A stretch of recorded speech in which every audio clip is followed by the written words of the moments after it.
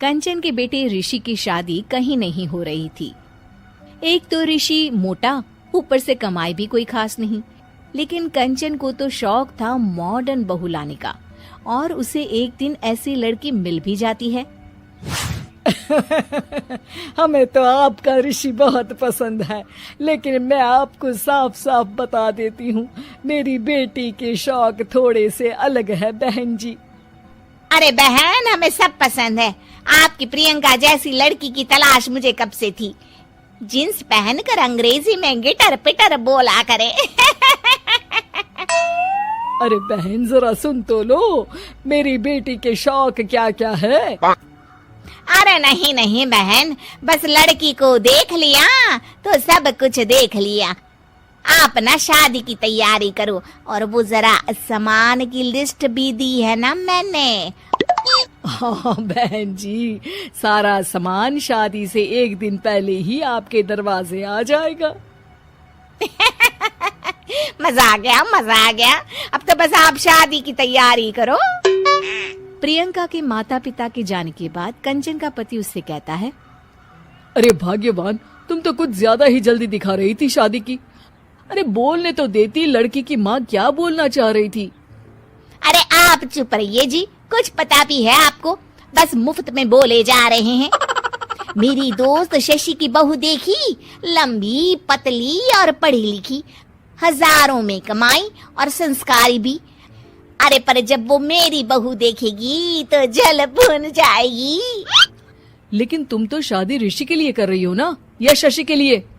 तुम्हारा लड़का कुछ कमाता भी नहीं है, और शरीर भी भगवान की दुआ से फूलता ही जा रहा है। फिर बोले आप हैं? फिर बोले आप? मैंने कहा ना, प्रियंका जैसी जींस पहनकर अंग्रेजी झाड़ने वाली बहू किस्मत वालों को ही मिलती है। चुप रहिए आप। पति के लाख कहने पर भी कंचन ऋषि की शादी प्रियंका से करवा देती है। लेकिन प्रियंका जैसे ही घर में आती है, वैसे ही जोर जोर से चिल्लाकर नाचने लगती है। आज मेरे यार की शादी है, आज मेरे यार की शादी है। अरे नाचो मां नाचो। आज मेरे यार की शादी है। कंचन, उसका पति और ऋषि ये देखकर हैरान रह जाते हैं। लग रहा है बहू को शादी की बड़ी खुशी है। हाँ हाँ, बहू क्यों नहीं, हम भी नाचेंगे। अरे नाचो नाचो जी, मुंह क्या देख रहे हो, चलो चलो नाचो, बहू कह रही है। कंचन ये कहकर प्रियंका के साथ नाचने लगती है। ऋषि और उसके पिता वहाँ से चले जाते हैं। अगले दिन कंचन अपनी सहेलियों को प्रियंका से मिलवाने के लिए घर बुलाती है, जहाँ शशि भी आती है। अरे शशि, कैसी हो? मैं ना तुम्हें प्रियंका से मिलवाती हूँ। अरे सच में बहुत ही एडवांस सोच की लड़की है। कितने मॉडर्न ख्यालात है उसके, पता है तुम्हें? अरे हाँ कंचन, जरूर। बच्चों की शादी अच्छी ही होनी चाहिए, और वैसे भी तुझे तो शुरू से ही ऊंचे ख्याल की बहू चाहिए थी। तभी कंचन की सहेली कहती है, अरे कंचन, बुलाओ ना प्रियंका को, हम भी मिल ले। अरे बहू प्रियंका, जरा बाहर तो आना। कई बार आवाज देने के बाद भी प्रियंका बाहर नहीं आती है, तो कंचन को बुरा लग जाता है।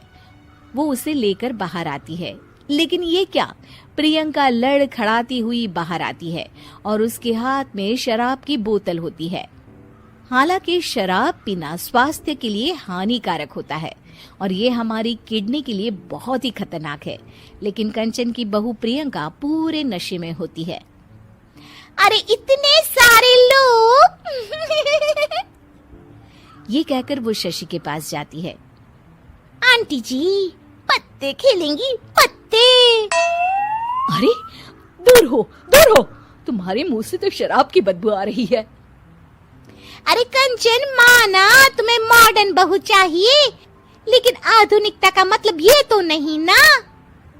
बुरा न मानना कंचन, तुम्हें पता था कि तुम्हारे बेटे की कमाई और शरीर दोनों ही ठीक नहीं है, तो तुम्हें उसी हिसाब की लड़की से शादी करवानी चाहिए थी। ऐसा कहकर सभी औरतें वहां से चली जाती है। तभी प्रियंका की माँ कंचन के घर आती है। अरे बहन जी, बड़ी चालाक निकली आप तो। बिना बताए अपनी पियक्कड़ बेटी मेरे लायक बेटे के गले में बांध दी। आय हाय, बड़ी आई बिना बताए। उस दिन जब मैं ये बात बता रही थी तो तुम तो सुनने को भी तैयार नहीं थी। अब भुगतो तुम। ये कहकर वो वहां से वापस चली जाती है।